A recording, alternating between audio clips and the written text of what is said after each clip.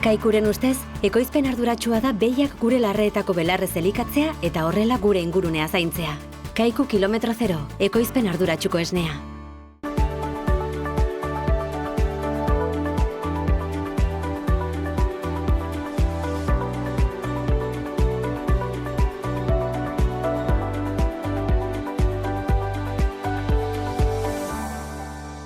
Kaixo eta ongi etorriak, Ur eta Lur saio honetara, gaurkoan lehenbiziko atalean, arrautze ekologikoaren sektoreaz solastuko gara eta horretarako gurekin Mikel Altzuart izanen dugu, badakizue bera aspalditxotik, Dutarimuno arrautzeak ekoizten dituela oilategian eta berak kontatuko digu pixka bat nola dagoen azpi sektore hau.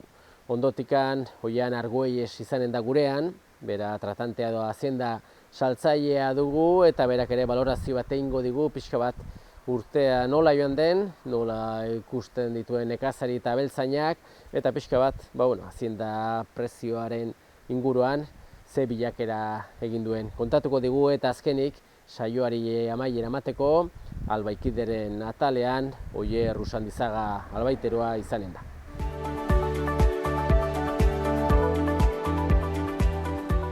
Saioaren hasieran esan dugun bezala, gaurkoan saioari hasiera emateko, arrautze ekologikoaren inguruko sektoreaz solastuko gara eta gurekin Mikel Altzuart dugu, badakizue ja bera urte askotako esperientzia sektorean eta Mikel urtea agudo pasatzen ari zaigu, agudo baduie eta pixka bat ere zurekin egin duguna da arrautze ekologikoen edo joen azpi sektore honetan, pixka bat urtea nola joan den balorazio bat, ezagite urtea zer moduzkoa izan duzu, Mikel? Guretako ez da urte txarra izan, batez ere gure bezeroekin mantendu dugulakoz harremana eta salmenta,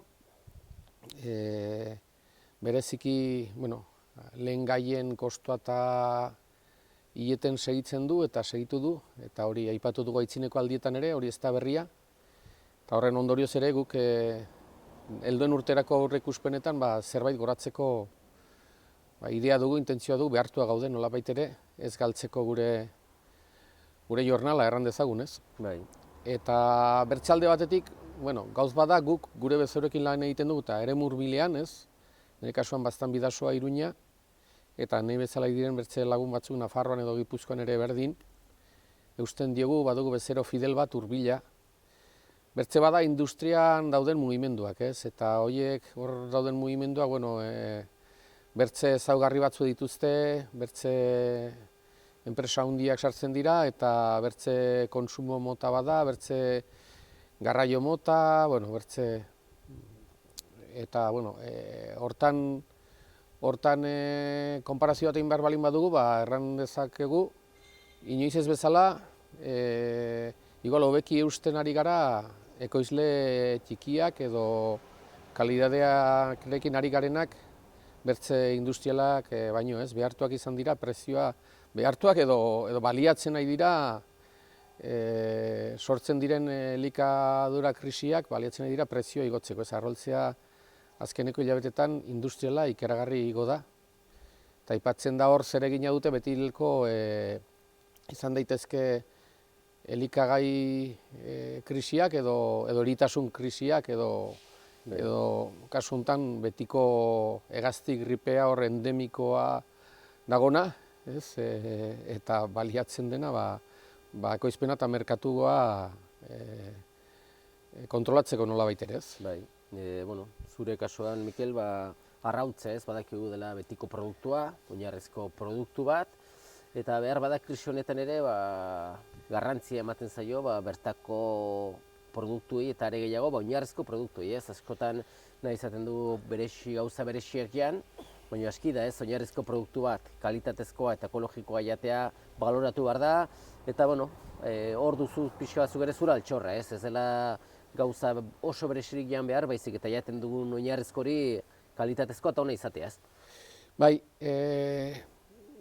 kontua da, gu ere ez garela sistema honetatik kanpo, gu ere hemen gaudela, eta orden lehen gaiak ez ditugula erabat kontrolatzen, ez? Eta eredugarriena izanen zen, erabat guk ekoiztea elikagaia, ez. Momentu honetan hori hurbilena da lehenagoko nekazal eredua, ez. Eta urtetan joan gara ekoizpena hobetzera eta horrek egin gaitu menpekoago kanpotik erositako lehen gaietaz. Eta ikusi dugu garai hauetarako edo horrelakoak etortzen direnerako bertze modu batez lehenago egiten zen bezala behar bada ikasi beharko genukela, ez? Baina horretarako ja aldatzen da dikotomia bat, da ekoizle kontsumitzaile. Ja ez ginen ekoizleak eta kontsumitzaileak izango, baizik eta denok izango ginen eremu bateko partaide eta denok kontsumituko genuen eta denok ekoitziko genuen, ez? Eta hori da nekazal gizatalde bat, nekazal komunitate bat, ez? Horai komunitate teknologiko globalitario batean egonen gara laizter, eta hor erabakiak ez dakigu non hartzen diren, zeren telebistak esaten digunak, han ez digu inoiz esaten gauzak zergatik diren eta nondik heldu diren, baina horrek egiten gaitu erabat menpe. Horregatik gertatzen dira krisi orokorrak, eta kasu hortan honek ekarri behar duen ondorioa da ikeragarri abeltzaintzan. Abeltzaintza errentagarria ez da, inongo aspektutan gaur egun, ez da errentagarria sozialki, ekonomikoki, ez ingurumenaren aldetik, eta honek ekarriko du, ekartzen alditu, hain handia ja da dependentzia teknologiko bat, ekartzen alditu elikagai krisiak eta ekartzen alditu menpekotasun handia eta eman dezagun hemen janaririk ez da falta, baina hori ere etortzen alda. Bai. Zure kasuan ekoizpen ekologikoan, hor dituzu oioak, eta oio batek ekologikoan ekoizteko bazken emartu ez, bizi baldintza duinak, ongi bizi, agotik sartzen duna ekologikoa izatea, eta zainketa on bat. Bestadetik, zuk aipatu zu itzalen, virusak, eritasunak, ez dakite hegaztien gripea, haunitz, aipatzen dena. Hegaztien gripea eta pandemiak ez dute oinarri zientifikorik. Ez dira zientzian oinarritzen dira zientifismoan, ez? Onartu dira orain dela egun urte postulatu batzuk, ekonomia garatu dutenak, industria garatu dutenak. Eta behin industria garatzen denean, kasu honetan industria kimikoa, industria farmazeutikoa, hori ikararriko animali bat da eta jatera eman behar zaio, ez? Orduan horretarako behar dira tesi batzuk, hau da virusak sortzen dituztela eritasunak, ez? Eta hori ez da hola. Baina horrek sortzen du dinamika bat, baina gure eguneroko arazoak ez dira horiek, ez dira guk ez du gure arazo ez da salmonela, gure arazo ez da hegazti gripea, mikroorganismoak milioika daude, mota guztietakoak, eta guk arazo gehiago dugu, adibidez, sasoiaren arabera izan dezakezu parasito batzuekin edo bertzekin, edo elikagaiaren kalidadearekin, ez? Orduan, benetako realitatea bat da, gu bizi duguna, eta bertze bat da, prentsa mediatizatuan agertzen dena, eta gero horren ondorioz hartu nahi dira erabaki batzuk edo bertzeak, gaur Santa Lucia eguna da, eta hegaztirik ez dago, adibidez, Zumarragako merkatuan. Erten da hegazti gripea, kutsadura, eta badaki zer, ez daki zer, biologoren zati handi batzuk amu aian dute, albaiteroak zesanik ez, horiek bizi dira, bazkenean zer nola doktrinatu dauden 5 urtetan fakultate batean, non jendea joaten den borondate on guziarekin pentsatuz erakusten dietena horrela dela eta hemen, eta zientzia zoritxarrez da gaur eguneko doktrina, gaur egun ikusiko duzu albistetan, irratian eguneroko bombardioa dago adituak eta hontan hartan ikerlariak adituak eta gu horren baitan dantzan ari gara eta azkenean aditu haunitz jakitun gutxi eta norberak bere esperientziatik eta aritziaz bizi beharko dugu geroan ere eta horrek osatzen du jakintza eta ezagutza.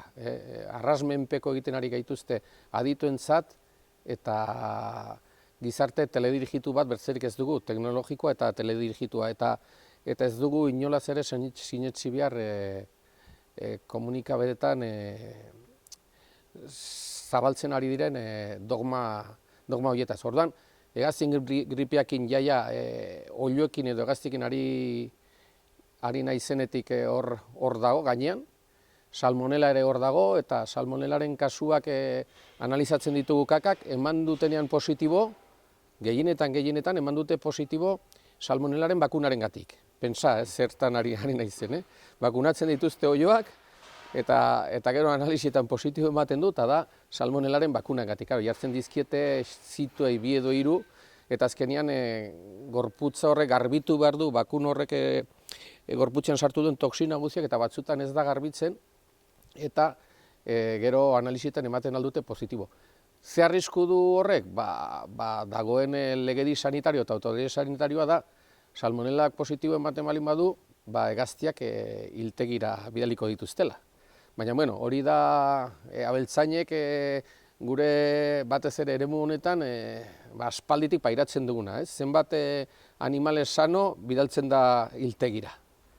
Kriston pila. Batzutan horren ala tokatzen delakoz, baliatu nahi dugulakoz bere haragia, baina bertze batzutan arrazoi sanitarioengatik, ez? Bai, eta bukatzen joateko, Mikel, besta data hauetan heldu direnak beti ere jan bereziak egiten dire, eta gero ez da gehiago ikusten dena da edozein jaki berezia eta arrautze gorringo batekin adibidez, ez? Ikusten ari da arrautzak badula zeresana, ez? Edozein janetan, eta indar hartzen ari duela, ez? Bai, pentsazaz, lehen aipatu dizut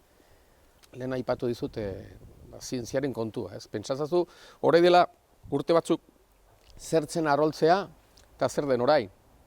Edo zer zen xerrikia eta zer den orain, ez? Nola denbora batez, nire gurasoen garaietan, nire aitaren garaietan, xerrikia eta arroltzerik ez zuen jan behar, ez? Baserritar batek, ez? Eta erabat okerra. Demostratu dena da, denborakin jan behar ez dena da, horren berze ogi zuri, ez? Baina arroltzea eta xingerra eta arroltzea jaten aldituzala baldin eta gero gasto energetikoa edo aktibitate fisiko egin behar balin baduzu, ez? Aktibitate fisikoik ez baduzu egiten, orduan elikagai gehienak sobran dituzu, ez? Baina pentsazazu, orain arraultza eredu da, elikagaien eredu da, bere proteinak eredu dira, eta etorkizunean ere, hori ez luke aldatu behar.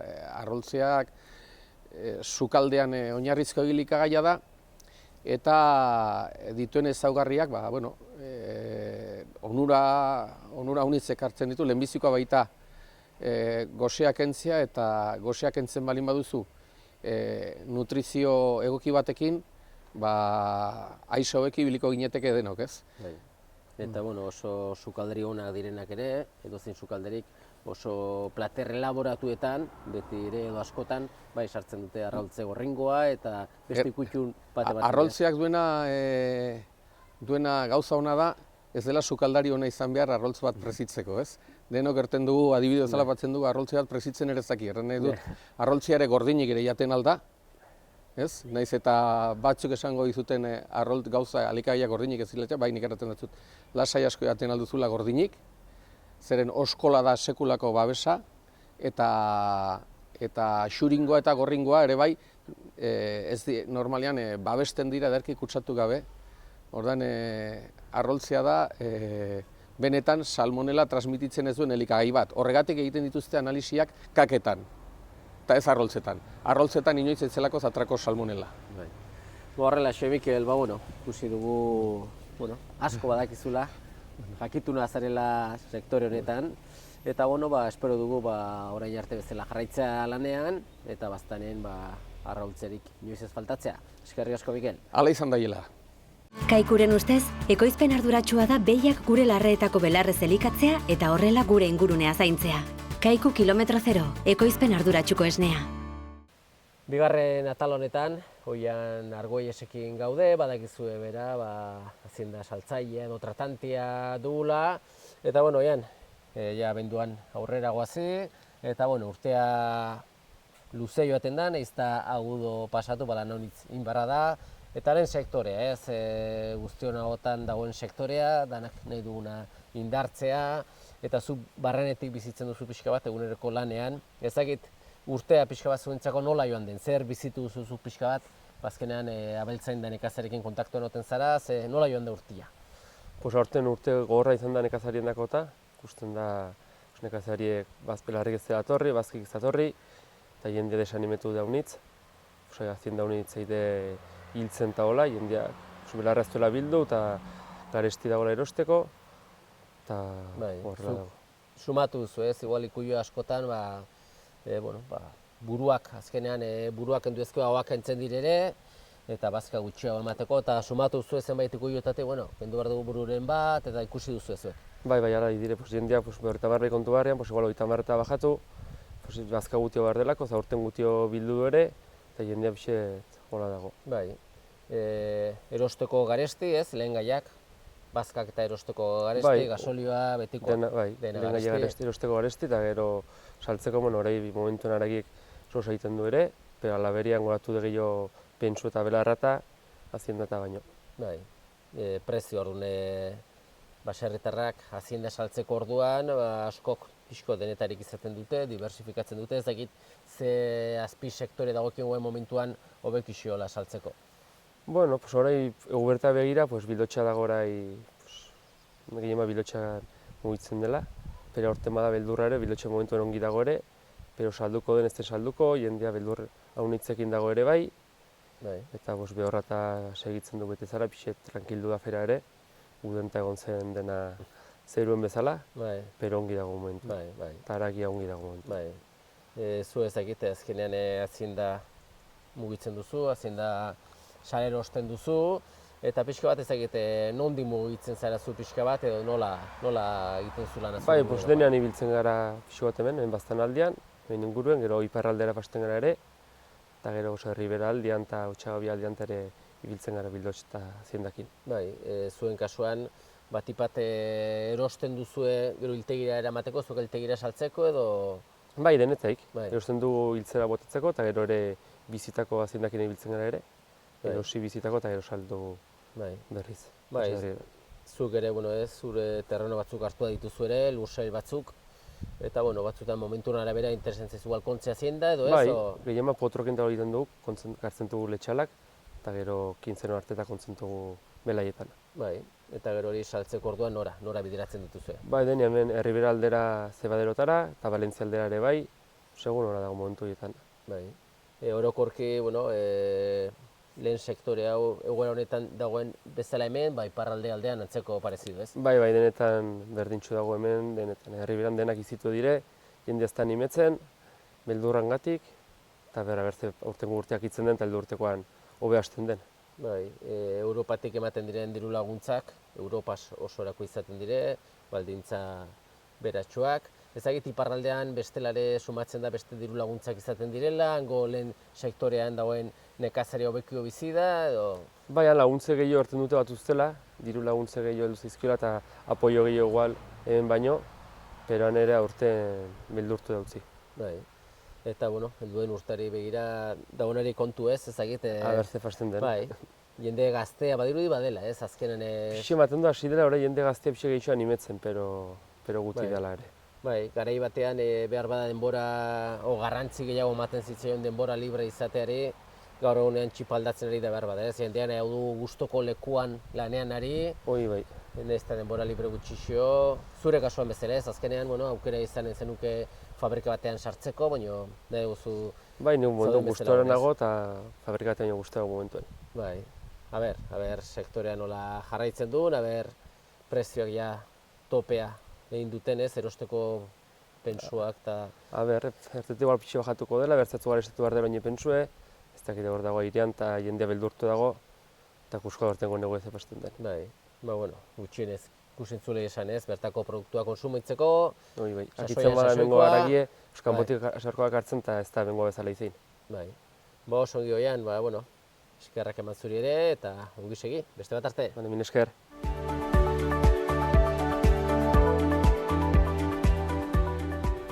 Aldebikideren atalean gaude eta gurekin Oier Usandizaga albaiteroa dugu.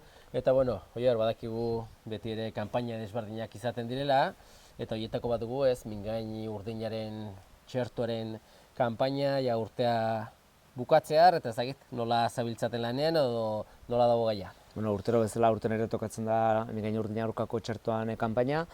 Aurten irudipen dugu pixkat atzeratu gabiltzela, beste urteetan baino pixkat nik uste zindaketare berandu iso sartu diela, uda txarra izan da, eta jendea pixkat udazkenare apuratu nahi izan du aldun gainean, negua luzea delako aurten, eta egia da berandu iso hasi garela, eta badugu inpresioa pixkat atzeratuta gabiltzela kanpainakin. Berez, kanpainan bukaera, urtarrilean bukaera aldera izango da, egia da dagoeneko hasia direla, lehengo urteko txertaketak ja pixka kadukatuak edo fetxaz da pasatua dielako zenbait abiltzen nahi, gero ahatzen basaldu edo bildotxo basaldu nahi dutena giak gelditu blokeatzen dire, txertaketa egin arte. Eta nabari dugu, normala baino jende gehiago izaigola blokeatzen, horregatik gehien bazen, jendeai oroitu hazi edo pixkat esan berez kanpaina urtarrila erdi bukaera artean ez da pixka lutzatze bada hor akituko dela, eta ez dela hainbeste denbora falta. Abendu bukaeran gaude ikasi eta pixkat ez prisa sartu, baina egiteko duenak deizala eta gu ere aldugun einean jongo gara egiten eta hor bukatzen dugun. Hori da zuentzat ere antolaketa lanetarako garrantzitsua da, beraiek aipatzea azken momentuan dena golpen eta presaka aritzea. Guretzako azkenean lan estra bada, eta lehengo lanaz aparte, hau jartzen zaizu, eta gero ez da txertaketa bakarrik, atzetik badago, gero datuak sartu beharrak informatikoki, eta lana ez da bukatzen ikuilutik txertatu eta aldeitun dugula. Atzetik badago papel lan bat, askotan, kasi zenbait ikuilun kasuen txertatzea baino gehiago kostatzen zaigura. Mingain urdinaren kanpaina hau ez dakit urterokoa luzatuko den urteetan edo ze aurreikuspen da? Damazkigu hain uste hirugarren urtea dela jarraian damakiguna, leheno egin zen, gero 2 urte egon zen ingabe, eta berez 3 urtez eginde. Ez dugu deus ofizialek notizik, baina bai sola sabitzaten zuten da, igual aurten izango den azken urtea egingo dena. Itxurarez nahiko kontrolatua dago eritasune, bai Nafarroa, baina bai inguruko lekutan ere, eta ez da ezer ofiziala, ez dakigu ziurre, gero ikusi beharko dute, udaberrian eta egitituzten moskitoen nolabaiteko zepo hietan eta badagon mugimentua, eta beraiek kasu honetan Nafar gobernuak erabaki beharko du txertatu edo ez. Hau, eritasuna beran aparte, ere bai da pixkat frontera eritasuna esaten dena, ez? Azkenean, eritasun mota honek azkenean mugatzen duena da animalien joan etorriek. Orduan, Mingain urdinak berak adibidez ardietan sortu dezaken eritasuna aparte, arazoa da Espainiak ez badu txertatzen, zenbait herrialdek, Espainia barreneko zenbait herrialdek ez bada txertatzen, gero mugatua dela animalen haziendan salmenta, naiz bizi, inkluso kanalak. Orduan, Mingain urdinan arazo handinetako hori da, arazoa azkenean ekonomiko bat. Eta pixoat aldatuaz gaiaz edo kanpainaz, IBR famatu hori ez dakit horren inguruan zer aipatzen alden? Aurten miseru guztiak edu zizkigun dena batera, aurten IBR kanpaina ere, lehengo urtean hasi bezala egitzen, bakarrik pixka priseka eta etzen ongi planteatu. Aurten, itxuranez, Nafar gobernuan nahi du pixka modu serioagoan hartu, egia da IBR-en kanpainakin abiatu edo segitzeko beto esan da, beraien planteamentua da nolabaiteko ADS batzu sartu, ADS-a da Asociación de Defensa Sanitaria, azkenan dire abiltzain elkarte batzuk, eta diru laguntza batzuk eta bideratzen dire asoziazio horietara, eta nolabaiteko plan sanitario moduko bat definitu behar da asoziazio bakoitzaren barrenean, eta horren barrenean egongo da IBR-en esango genuke erradikazio kanpaina, eta hortik bideratuko da IBR-en kanpaina guztiaz. Gauza da momentuan asoziazioak ez dira sortu oraindik, ez dakit ere bai zenbat partida presupuestario egongo den hori dena egiteko, ez dakit ere bai nola kalifikatuko diren oraindik ikuiluek, orduan lehengo urtean portutara eta eman beharreko behiaketa abeltzen batzuk aurreratu eta beste batzuk aurreko urtetatik lanean naiz dielako txertatu dute IBR-ez, eta aurten momentuan hor gaude pixkat, berre sortzen diren ADS horiek, guk ere jendeai garbi esateko zein diren bakoitzaren bete beharrak eta zein diren helburuak, ez? Gomendio bezala, galbaikidetik esango genuke abeltzainei, badago nolabaiteko aukera plan Iberren erradikazio plan hortara de forma voluntario edo, ez, atxikitzeko, oso azkenean dokumentu bat sinatzen da, abeltzain bakoitza plan hortara esango nuke lotzen da, eta horrekin egiten zaiona da kanpaina saneamentua pasatzen delaik, beste eritasuna behiratzekoan, IBR begiratuko litzaioke. Ni dakitela bitza kostea izango zen gobernuan kontu, eta horren arabera ingoituzte esplotazioak kalifikatu. IBR 0, 1, 2, 3, 4, eta adibidez, IBR 4 batek dena negatibo izaki, eluke zertan txertatu behar. Orduan, nik momentuan ez badaolako presi bintzat, abeltzainei gomendatuko niekena da, plan hortara, hoi edozein albaitero, bakoitzak bere albaiteroei eskatu plan hortara atxikiten nahi duela, gu dokumentu batzuk eta erakutsi firmatu, modu hortara saneamentuan begiratu nola dagon, eta posible da, igual ez txertatu behar izana. Jende asko hartu du tendentzia, nahi dut IBR ez txertatu. Bueno, ez da gaizki, baina baliteke txertatu beharrik ez izatea, eta nolabaiteko goreneko kalifikazio bat lortu aurretik analisi batzuk eginda. Orduan, nikoi gomendatuko nion pixka jendeai ikusitare, oraindik Nafarroko Gobernu partetik ere ez dagoela sobera definitue nola nahi duten egin Iberren kanpaina hori, ez? Eta amaitzeko hier, sasoi honetan ja, badakigu alde batetik basurde iza, baspalditxutik izatzen ari dire, basurda hondiz bada, honitze izatzen dut ere, eta baita ere, zerriak, zerri hiltzeak egiten dire garai honetan, eta beti ere izaten da arriskua eritasunekin, zerria, basurde, ez dakit, ze gomendatzen da. Alde batetik bi gai, alde batetik basurdeen ugaltzea esango genuke, nabaria da, bai baztanen eta beste lekutan ere, Bautzaman, Nafarroa osan ikuste basurdeen, nik ez dakit zifra esaktuak esaten da hori, baina bai ikusten da, bai landa lekutan dara asko ibiltzen direla, eta horrek ekarri ditzake, adibidez, behien kasuan adibidez, eritasun transmisio arazo handiek, adibidez, bada eritasun bat, leptospira izeneko eritasun bat, adibidez, behitegi batera tokatu sartzen delaik, eta tokatu zaigu gainena, gure bezeroen artean, badire dozena bat ikulu sartu dena, normalean etortzen dire basurdeak, ikulutako artosiloak edo direktamente behien jateko lekutatik jaten ibiltzen dielako, han beraien gorotzak eta pixak eta uzaituzte, eta gero behiak kontaktua jartzekin, ikulua sartzen da leptospira, eta adibidez, ikuluentzako erabateko, esageraztu gabe, urte bete, bi urteko desastre, animaleko desastrea egiten da, behiak esne gabe, hilorrak,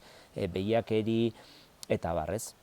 Orduan, ez dakit nien naiz inor ez dut esaten dena garbitu beharko deni, baina bilatu beharko da nolabaiteko ekilibrio bat bi gauzen artean, ez? Baina gaur egun egia da, basurdeak gero eta arazo handiagoa idea bihurtzen.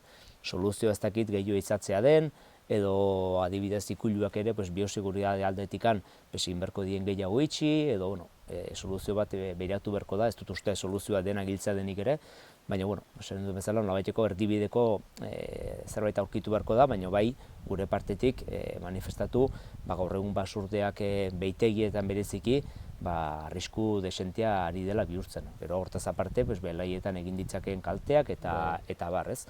Baina, ailegatu gara momentuan, non eritasunen transmisioa reala da, ja badire ikulu, ja dozena bat ikulu Nafarroan eritasun horrekin, ja numero nahiko nik uste dut konsiderablea o importantea dela, eta hortaz guk ez dugu hor gauza hondik egite, baina bai transmititu arazoa dela, ez. Eta beste aldetik gizaki edakiko, basurdeak gizakiei dagokionez, eritasuna ez dut uste direktamente hola, baina beti dago trikinan analisi horiek, ez.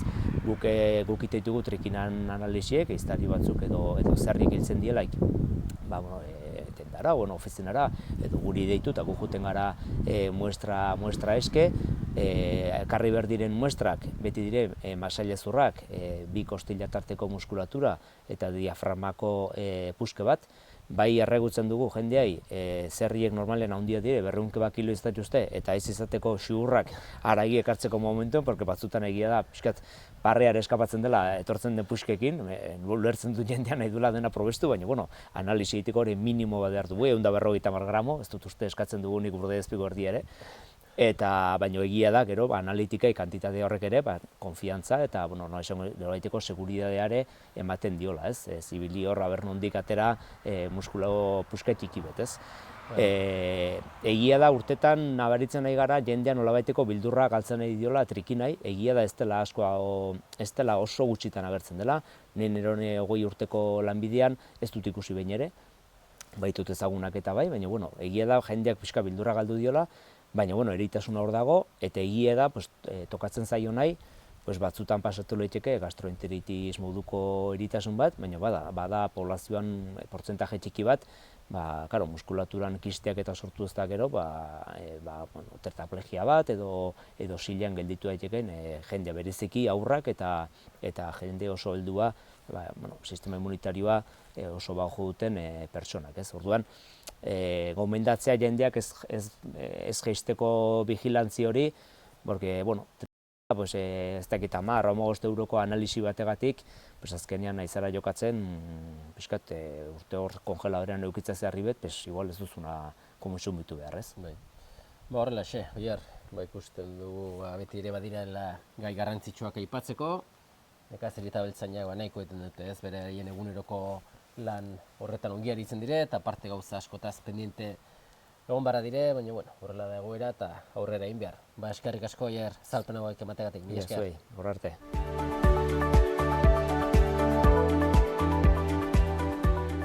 Besterik gabe, agur esateko ordua iritsi zaigu eta eskerrak emanez zuen arretagatik agurtzen gara. Ongi segi.